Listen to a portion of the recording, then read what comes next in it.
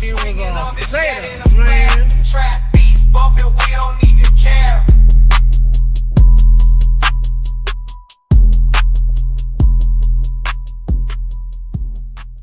All right, what's going on, everybody? We'll do a little simultaneous sip a la Scott Adams style. Give a shout out there. We've got some gear over here on display in the display area. This is a fantastic book that I'm starting to get through called Unhumans by Jack Posobiec. This is a secret history of communist revolutions and how to crush them. We got to Always Be a Gentleman hat from the Adultish Wines podcast. That's WHINES. And then we've got our Valuetainment gear, of course, patriotic. It's my everyday gear at the gym right here, the plain white. I love it. Some Casper coffee to rise with Roberto Jr. And then we've got some Element electrolytes. I heard about these on the Andrew Huberman podcast. So just trying to give everybody a little bit of a shout out there. Tim Pool was back here on the televisor until just short moments ago when I started to hit the record button. So we're going to do a little bit of a historical dive into Venezuela and what has been going on over there. Why are they having what looks like, again, this happened several times over the last 20 or so years, sort of some violent uprising stuff that's going on. I don't know if you guys have seen what's going on Twitter. We've seen, on X, as we call this. We have what's going on over here with Enrique Gomez. The dictator Nicolas Maduro once again unleashed a wave of violence, and the wounded Venezuelan people feel robbed. Hard days are coming for them. We can support by denouncing, echoing what Venezuelans send us. Venezuela, Fuerza Venezuela. So some of this stuff does touch on a personal note for me. I did live in Peru for about 5 years.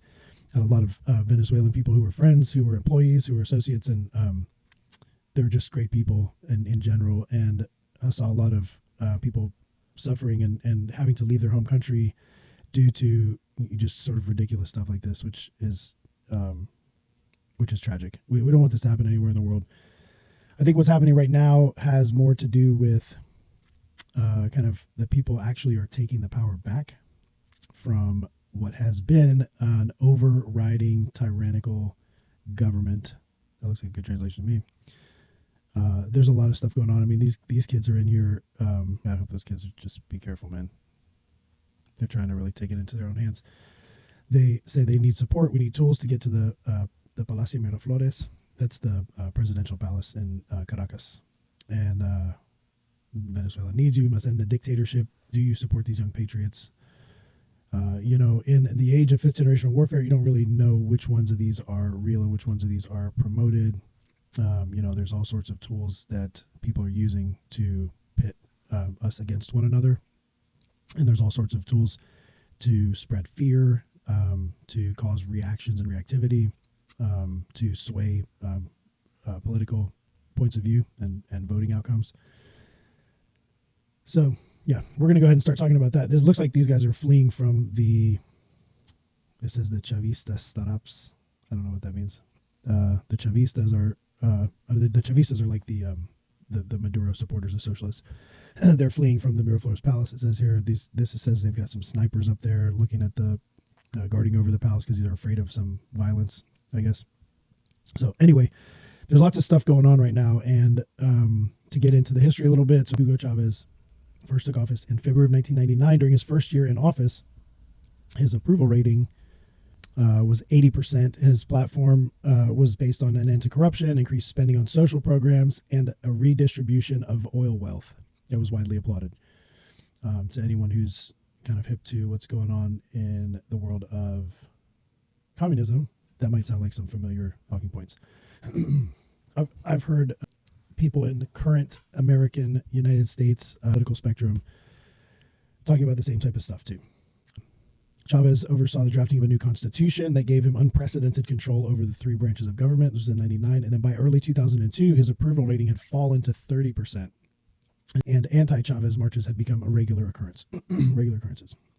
April 11th, 2002, the military established an interim government, choosing Pedro Carmona, who was the head of a National Federation of Private Businesses and a Chavez opponent, to be the interim president. Carmona caused an uproar when he immediately dissolved what most of Venezuela's democratic institutions and suspended the constitution. So basically, we have someone coming in and retaking power from a country that was starting to kind of lose its way. And so this guy Carmona came in 2002. He dissolved the democratic institution, suspended the constitution, and then the military, fearing a right-wing dictatorship, withdrew its support for the new government. And then on April 13th, recognized Chavez as vice president. Cabello restored Chavez to power, and Chavez returned to the presidential palace on April 14th. So it was like 3 days of time that there was an attempted military coup, and the military switched sides once the coup had been in place and turned their favor to Chavez's side.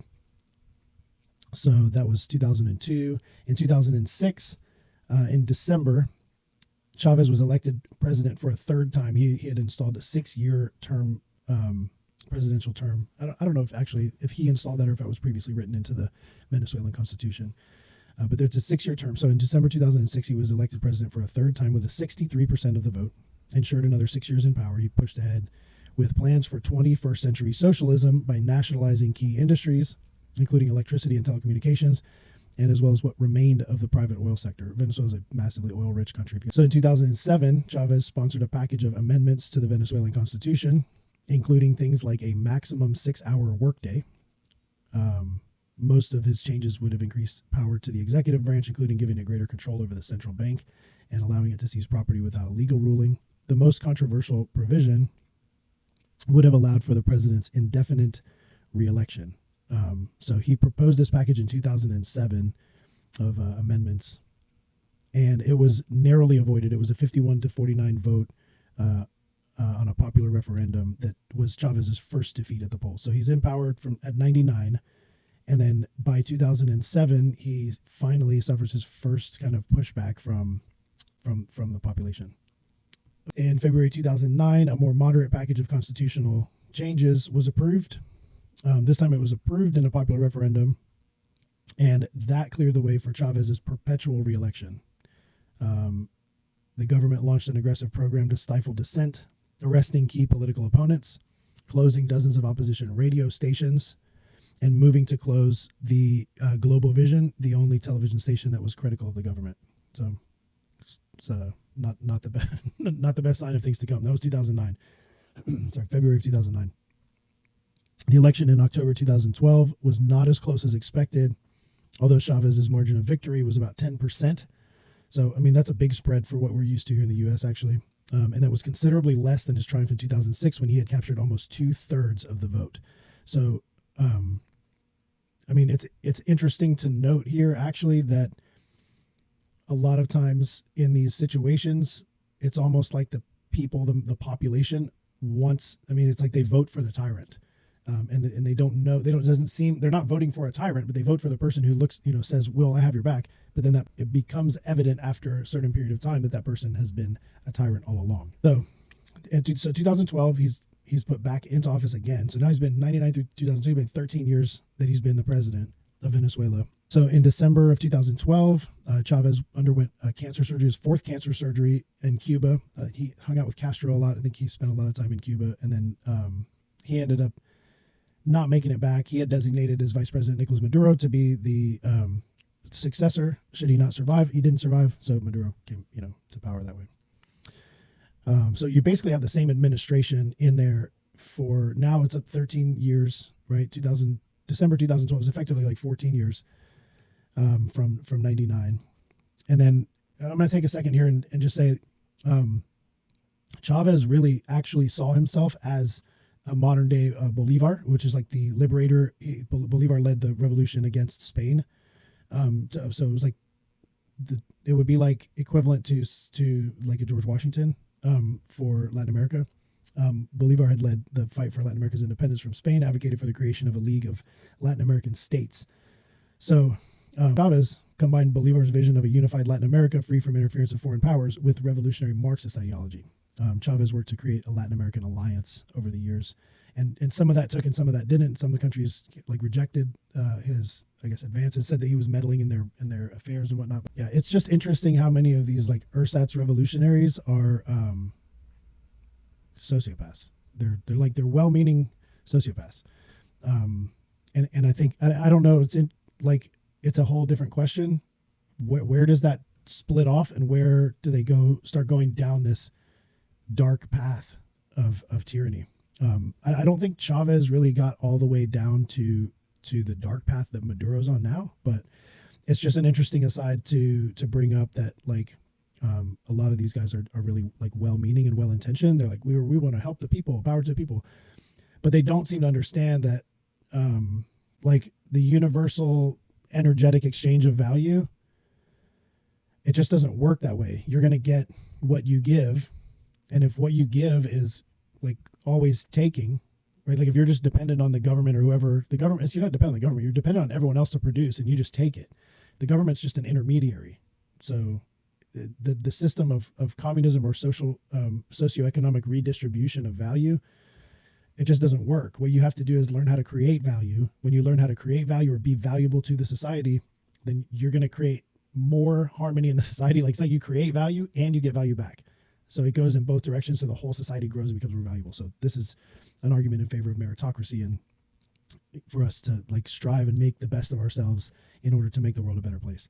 So anyway, that was a little bit of a sidewinder right there, LJ Sidewinder style. So during 2014 and 15, so Maduro's in power in 2012, right? So he gets into power. 2014 and 15, the inflation's up to 50%. The toilet paper, milk, flour, sugar, all these staple goods become increasingly difficult to obtain. So having shortages and supply chain shortages and high inflation. The economy continued to struggle throughout 2015. GDP tumbled, inflation balloons out of control. Seemingly anxious to shift attention away from the country's domestic woes, Maduro's government was quick to focus on border-related disputes with neighbors Guyana and Colombia. I don't know, it just sounds familiar again. It's we're always focusing on the war in Iraq or Ukraine or Operation Desert Storm or Vietnam or whatever. Go pay attention over there. Go pay attention over there, and don't pay attention to what we're doing over here. It's sort of the snapping hand, doing the illusion, and they're actually doing magic over here, right? Yeah. It just seems like a similar tactic. They're just diverting your attention. Social unrest, looting, violence, all on the rise in 2016. Having secured a majority in the 167-seat legislature, the centrist conservative opposition was in a position to enact legislation that would grant amnesty to the opponents of the Maduro regime who had been jailed. But the opposition indicated it would not roll back popular social reforms that were instituted by the Socialist Party. So on May 14th, Maduro claims that right-wing elements within Venezuela were plotting with foreign interests to destabilize the country, and he declared a renewable 60-day state of emergency.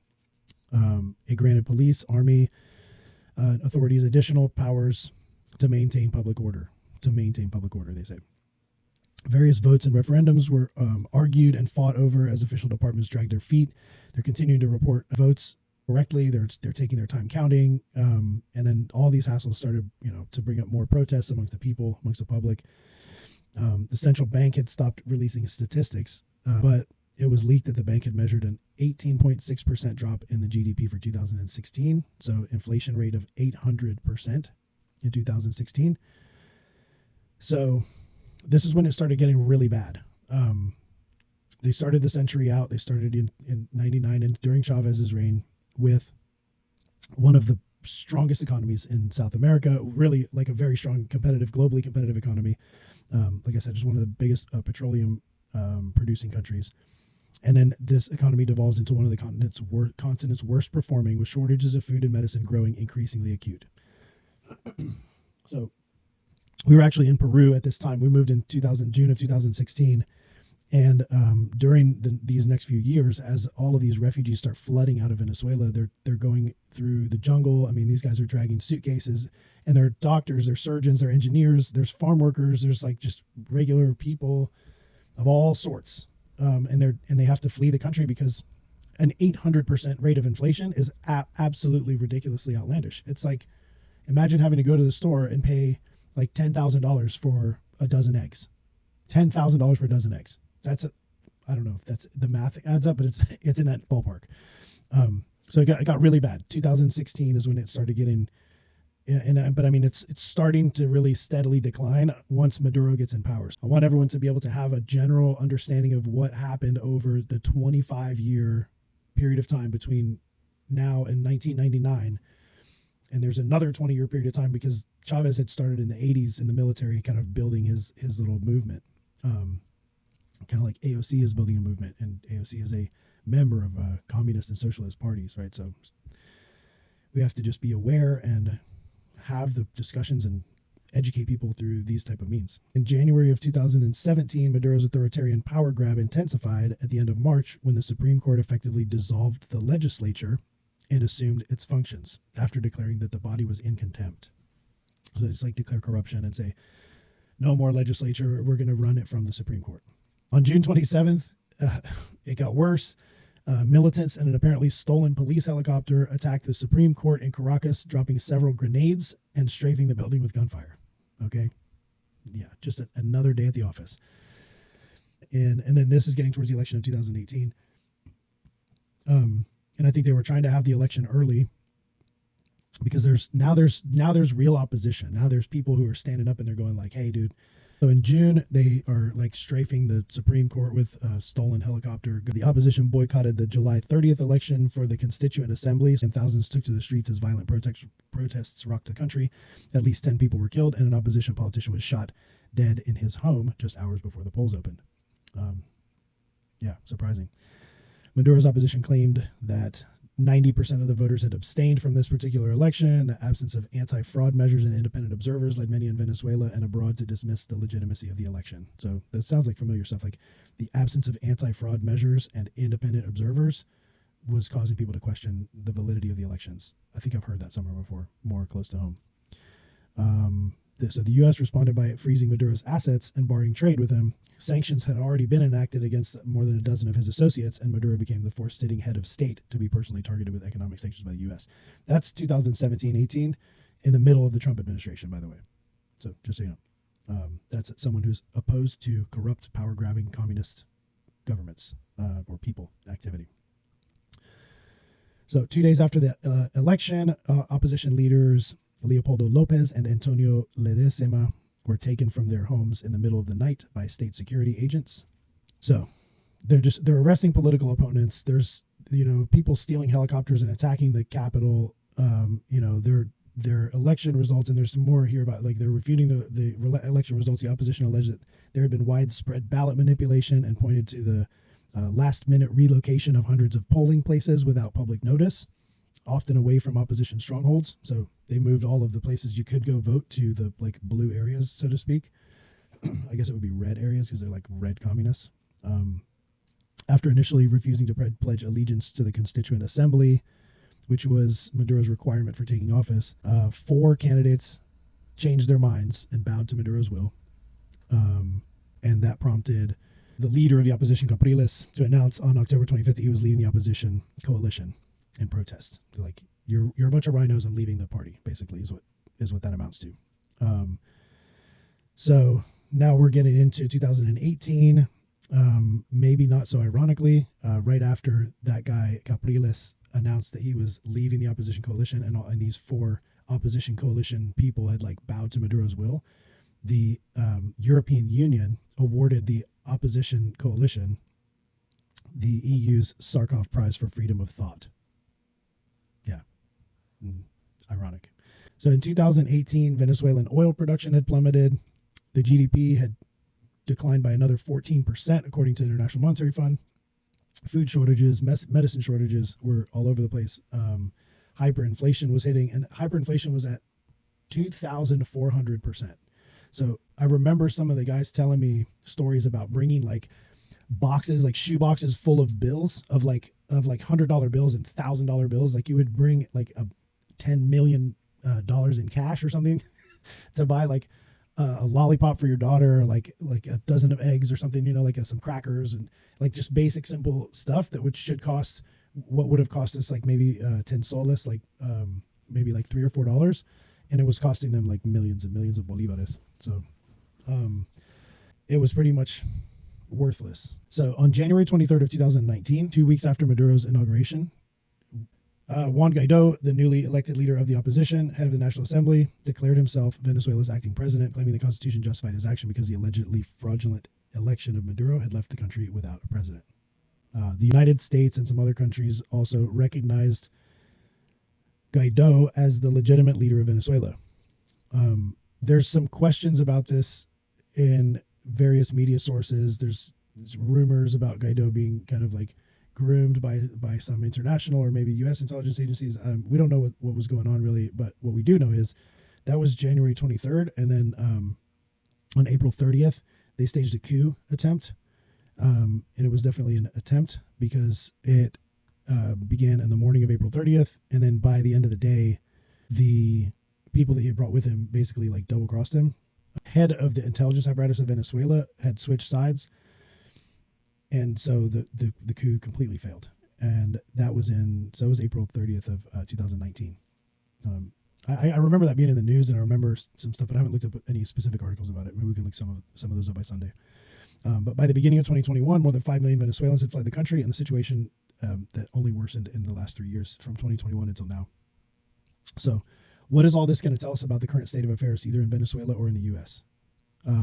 So while the volume is turned down, we can also see reflections in the type of policies and patterns of behavior when comparing Chavez and Maduro to modern U.S. political figures. But don't forget that modern U.S. politics is played via fifth generational warfare, which incorporates pop culture, social media, traditional media, corporate normativity, other psychological manipulation tactics in order to steer the direction of the public sentiment.